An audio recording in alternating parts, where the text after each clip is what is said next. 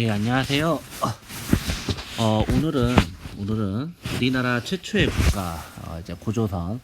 이제 고조선에 대해서 이 고조선이 어떻게 세워졌고, 어떻게 발전했고, 어떻게 또 사라졌는지에 대해서 한번 살펴보도록 하겠습니다.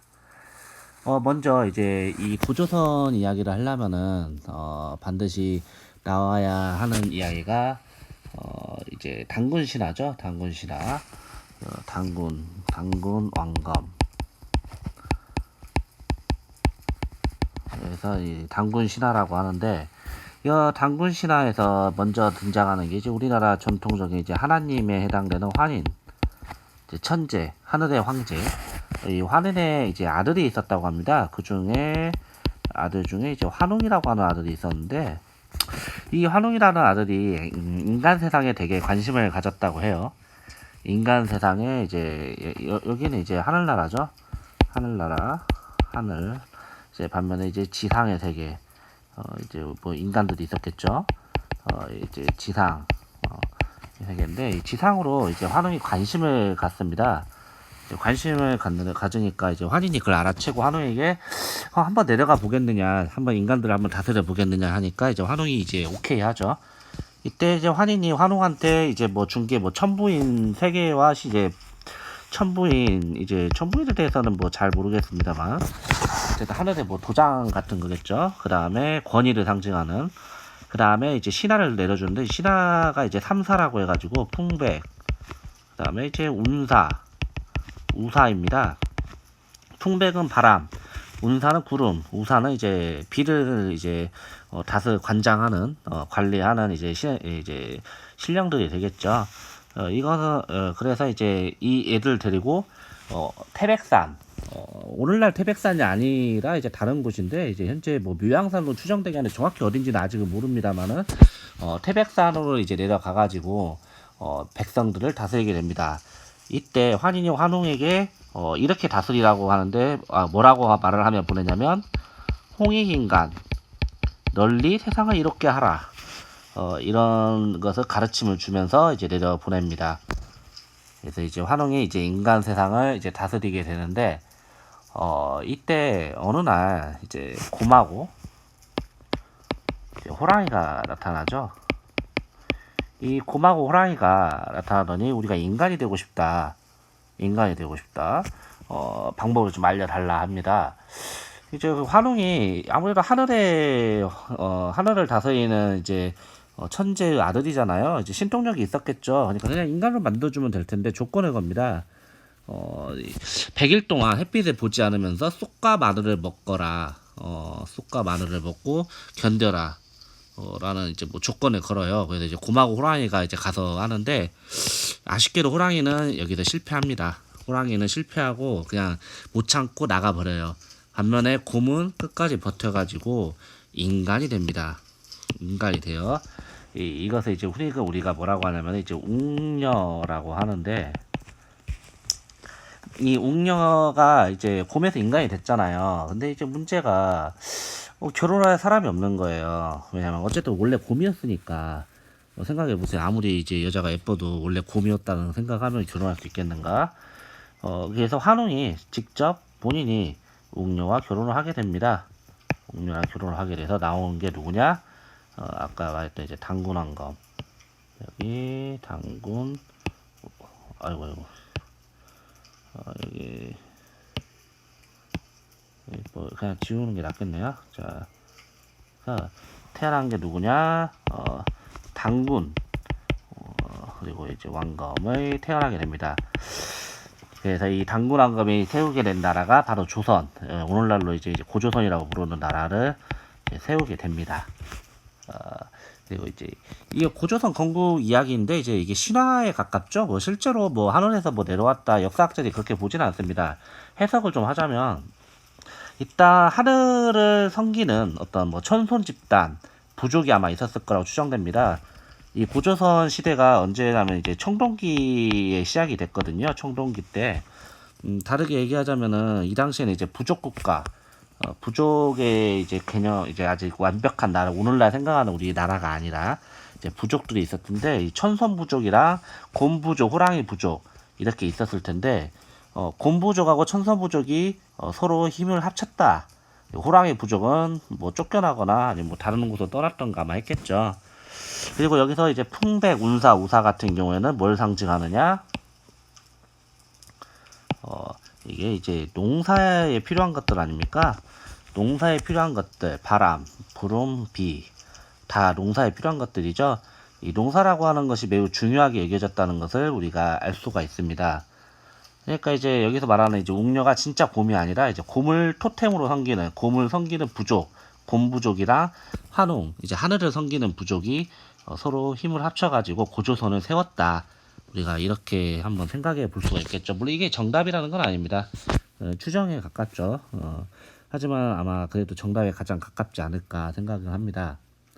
이렇게 해가지고 이제 당군 왕검이 세워지는데, 여기서 설명 하나만 좀 더 하자면, 여기서 이제 당군의 뜻이 이제 당군과 이제 왕검이라고 있지 않습니까? 왕검.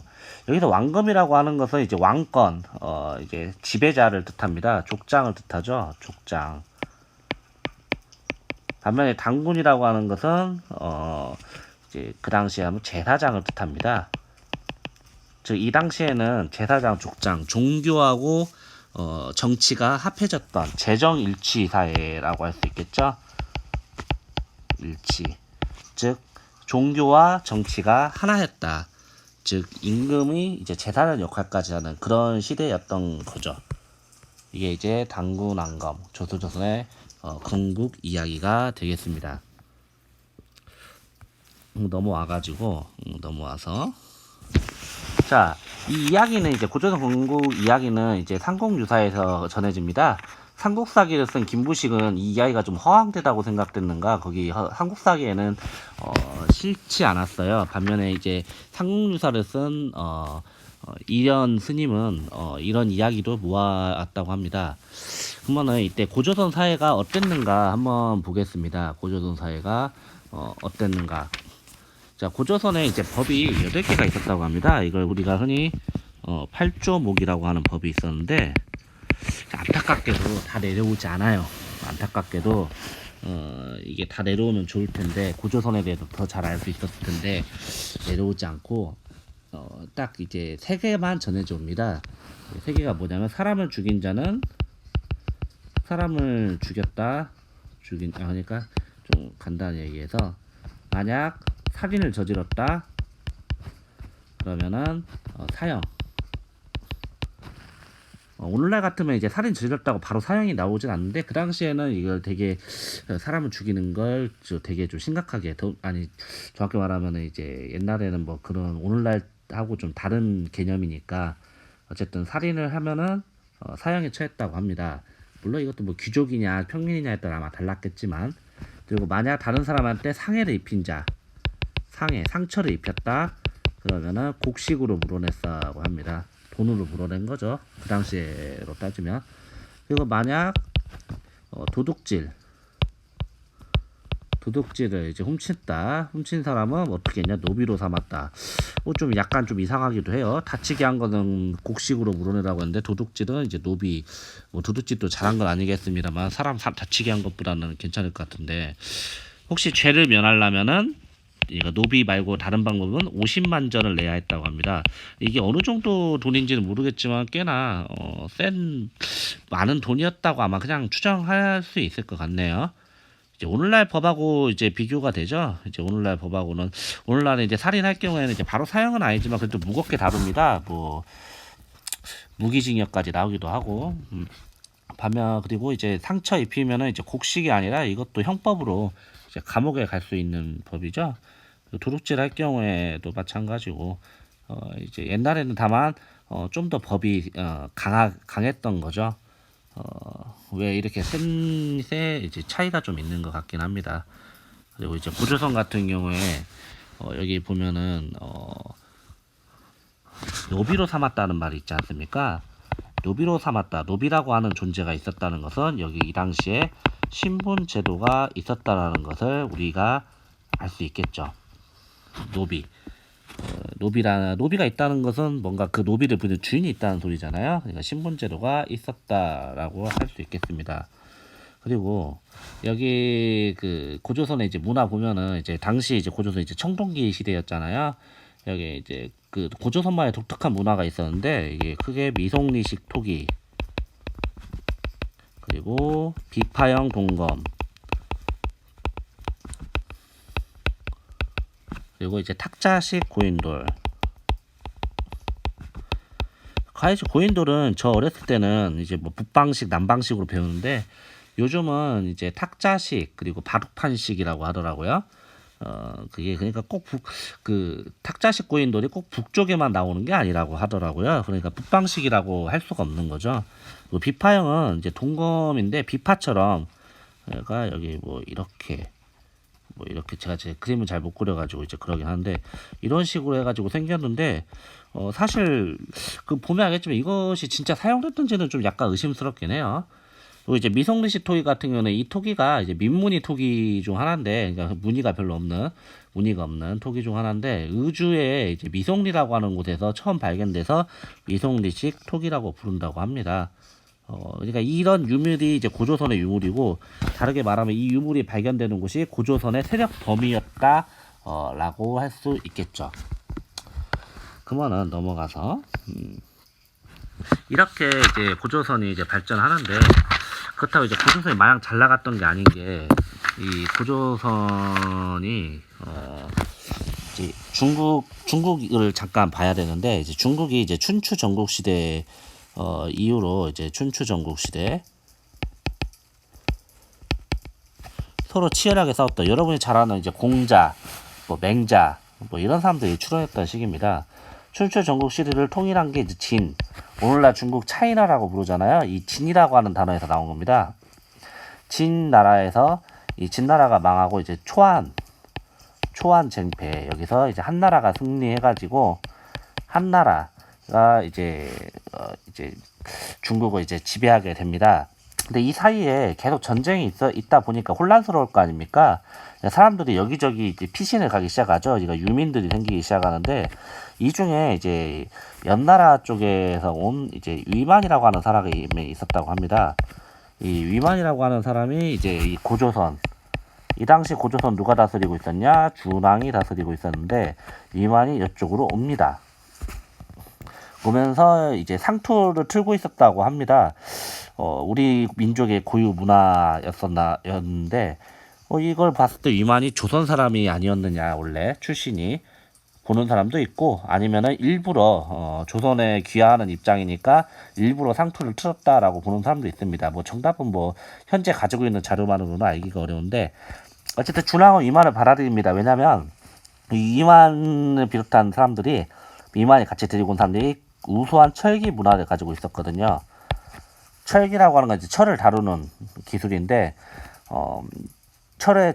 철로 된 만들어진 무기들, 도구들, 이거 철기, 이제 이런 기술을 가지고 있었는데 이 당시 고조선 같은 경우에는 이런 철기 기술이 좀 많이 별로 부족했던 수준이 낮았던 터라 이 위만을 받아들입니다. 그리고 위만한테 땅을 주고 이 당시 고조선하고 영토를 접하고 있었던 게 이제 연이라고 하는 지방인데 옛날에 춘추전국시 연나라 예전에 고조선이 한번 연나라한테 땅을 많이 뺏긴 적도 있었고 어쨌든 이제 이 당시 연 지방에 맞게 이 당시 한나라를 맞게 하는 거겠죠. 이제 막으라는 이제 명령을 내립니다. 근데 위만이 세력을 키워요. 자기 세력을 키우더니 준왕을 몰아내 버립니다. 이때 이제 준왕이 죽진 않았고 뭐 저기 남쪽으로 가서 뭐 마한을 세웠다고 뭐 진이라고 하는 뭐 나라 여기 진이 아니라 다른 진인 이 진 말고 다른 진 남쪽에 이제 또 나라를 세웠다고 하는데 뭐 정확히는 잘 모르겠습니다. 어찌됐든 위만이 조선을 이제 빼앗고 해가지고 이때부터 이제 위만 조선이라고 흔히 부릅니다. 위만이 이제 지배하는 옛날 당군으로부터 이어져 오는 게 아니라 근데 이제 위만 조선이 되는데 위만 조선이 세력을 이제 막 뻗치기 시작합니다. 그리고 그러다 보니까 이제 중국 한나라하고 대결 모드가 되죠. 특히 이제 남쪽에 이제 지금 지도를 그려보자면 자 우리나라 대충 이렇게 그려본다면 이때 위만 세력이 이쪽에 있었는데 대략 여기 이 당시에는 이제 영토가 분명하지 않았습니다. 그러니까 대략 세력권, 그리고 한나라가 이제 중국을 지배하고 있었는데, 이 남쪽에 이제 또 세력이 있었다고 합니다. 예. 근데 얘네들이 이 중국 한나라랑 이제 교역을 하려면은 이 위만조선을 반드시 통과해야 하잖아요. 이쪽 이제 진이라고 하는 세력. 그러다 보니까 이제 아무래도 한나라 입장에는 좀 짜증이 났겠죠. 얘네들이 가로막아가지고 무역도 하지 못하게 하는 데다가 쉽게 못하게 하는 데다가 게다가 자꾸 자꾸 건방지게 얘네 입장에서는 그러니까 한나라에서 조선을 칩니다. 이때 이제 고조선에 당시 이제 한나라가 침공해 올 때 이 한나라 황제는 한무제라고 해서 무제라고 해서 중국 역사상 중국 한나라 황제 중에서 가장 그 정복군주, 가장 그 전쟁을 많이 벌였던 황제예요. 이 당시에 조선은 우거왕이 이제 왕이었는데 이제 위만의 손자입니다. 위만의 손자인데 이 한무제의 이제 공격에 결국은 조선이 무너집니다. 끝까지 버틸라고 했는데 이제 조선 안에 있던 신하들이 그냥 항복해 버려요. 문을 열고 우구왕을 죽이고 뭐 어떻게 매국노라고 볼 수도 있는 거고 뭐 어떻게 보면은 현실을 그냥 인정한 거라고 볼 수도 있는데 어쨌든 조선이 이렇게 사라지게 됩니다. 조선이 이렇게 사라지게 되고 이때 이제 조선 땅에 이제 한나라가 이제 사군, 양랑군, 대방군, 현도군 또 하나가 있는데 제 기억이 잘 안 나는데 어쨌든 사군을 이제 설치를 합니다.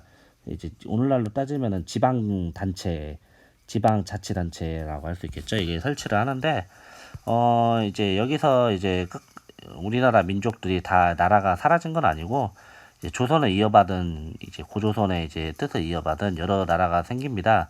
부여, 뭐 옥저, 동해, 뭐 마한, 진안, 변한 해서 어떤 학자들은 이걸 열국시대라고 보기도 합니다. 열국시대. 뭐 열국이라고 하기에는 너무 다 쬐끄만한 나라들이어가지고 의미가 있나 싶긴 한데 어쨌든 이 열국시대에 이어서 나중에 공부하게 될 삼국시대가 드디어 등장하게 됩니다. 삼국시대. 이 삼국시대 근데 교과서에서는 열국시대에 대해서 딱히 뭐 다루진 않습니다.